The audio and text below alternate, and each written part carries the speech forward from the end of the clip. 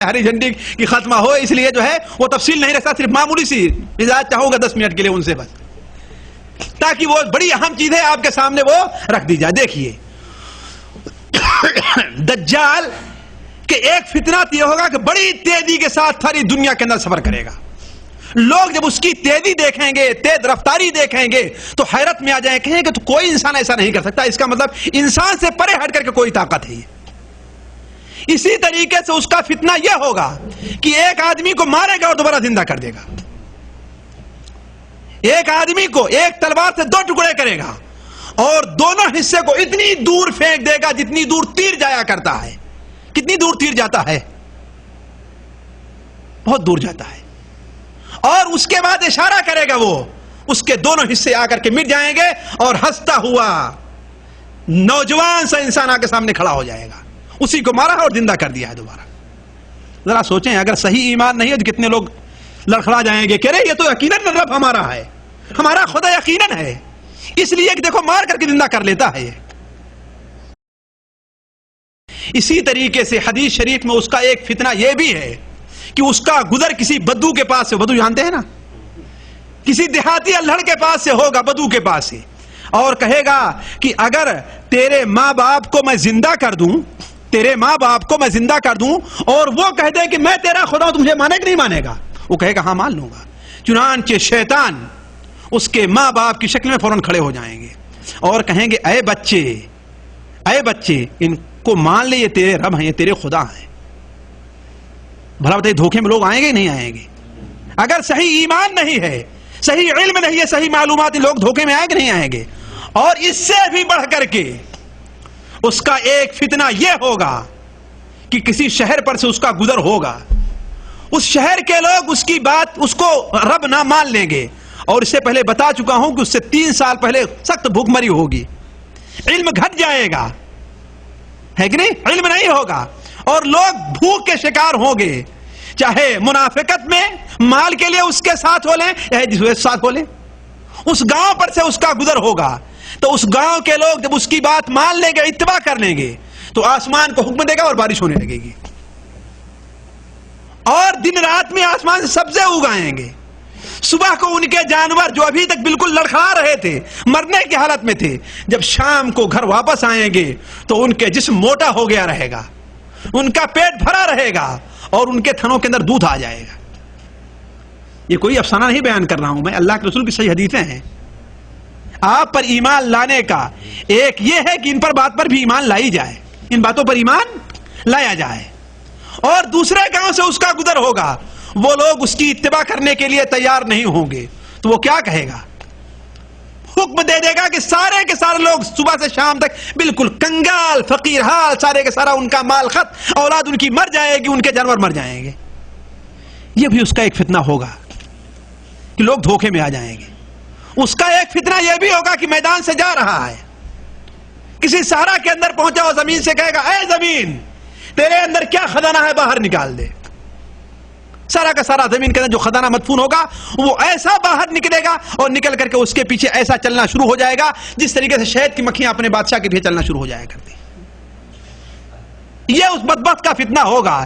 اسی لیے نبی صلی اللہ علیہ وسلم نے کیا فرمایا ہے؟ ابو داؤد شریف کے اندر روایت ہے، من سمع عن الدجال فلینأ عنہ، جو شخص دجال کے بارے میں سن لے کہ اس کا خروج ہوا ہے تو اس سے دور ہی بھاگے، اس کے قریب نہ جائے. کہا کہ ایک شخص اس کے پاس جائے گا بڑے جذبے کے اندر، میں دیکھتا ہوں کیا کرتا ہے وہ، لیکن وہ ایسے ایسے حالات دکھلائے گا، ایسے ایسے کرشمے دکھلائے گا کہ شبہ کے اندر پڑ جائے گا اور اس کا پیروکار بن جائے گا. تو کوئی آدمی یہ نہ کہے کہ ہاں ہم دجال سے ہم اس طریقے سے بچ سکتے ہیں. آخری بات یہ دیکھیں کہ دجال کو قتل کرے کون کرے گا اور کب قتل ہوگا. وہ دجال ساری دنیا کا سیر کرتے ہوئے، ساری دنیا کی سیر کرتے ہوئے مدینہ منورہ پہنچے گا.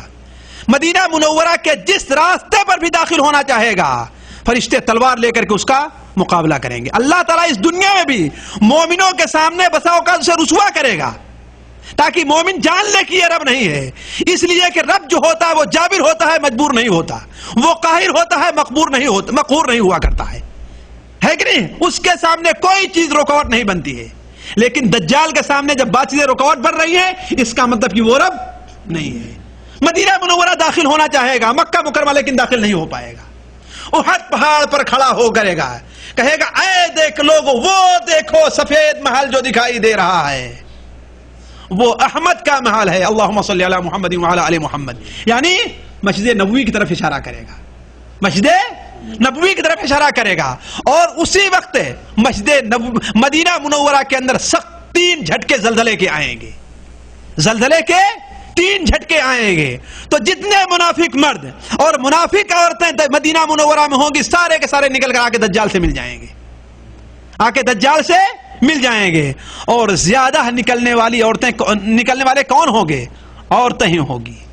اللہ کے رسول صلی اللہ علیہ وسلم کا ایک فرمان ہے کہ مسند احمد کے اندر اکبر او اکثر تبعت الدجال الیہود والنساء، دجال کی زیادہ تابعداری کرنے والے کون لوگ ہوں گے؟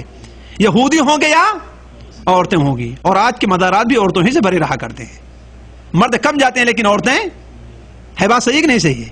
اس لیے ایک توہم پرستی ان کے اندر زیادہ ہوا کرتی ہے، علم ان کے اندر کم ہوا کرتا ہے۔ حدیث شریف میں آیا سنن ابن ماجہ کے اندر، بلکہ مسلم شریف میں بھی ہے کہ آدمی اپنے گھر جا کر کے اپنی ماں کو، اپنی بہن کو، اپنی پھوپھی کو، اپنی بیٹی کو رسیوں میں باندھے گا کہ کہیں یہ عورت بھی نکل کر کے دجال کے ساتھ جا کر کے نہ مل جائے، دجال کے ساتھ جا کر کے نہ مل جائے۔ یہی صورتحال ہوگی، وہ بدبخت باہر کھڑا ہوگا کہ اتنے میں ایک مرد مجاہد نکلے گا مدینہ منورہ سے۔ لوگ کہیں کہاں جا رہا ہے؟ کہا اس کے پاس جا رہا ہوں جو ربوبیت کا جھوٹا دعویٰ کر رہا ہے۔ جیسے ہی مدینہ منورہ سے باہر آئے گا، دجال کے ساتھی اسے پکڑ لیں گے اور کہیں گے تو کہاں جا رہا ہے؟ کہا اسی جھوٹے سے ملاقات کرنے کے لیے جا رہا ہوں۔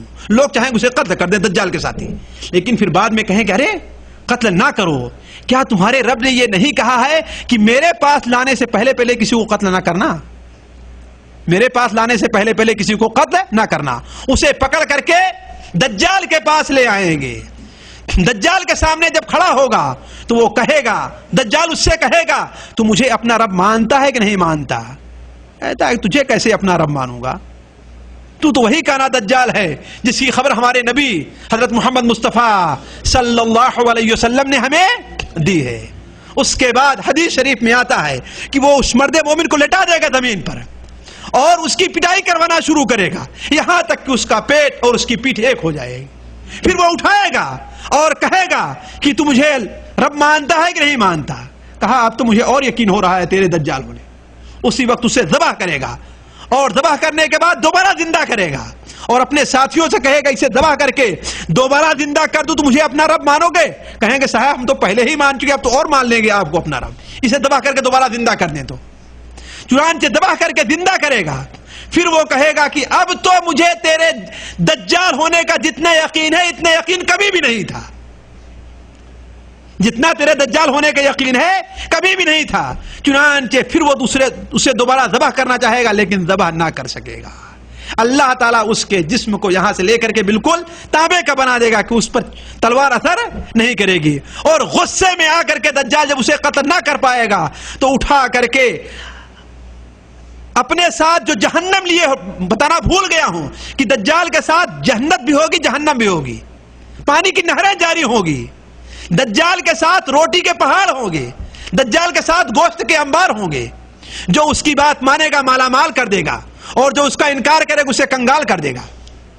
تو اس کے ساتھ جو جہنم ہوگی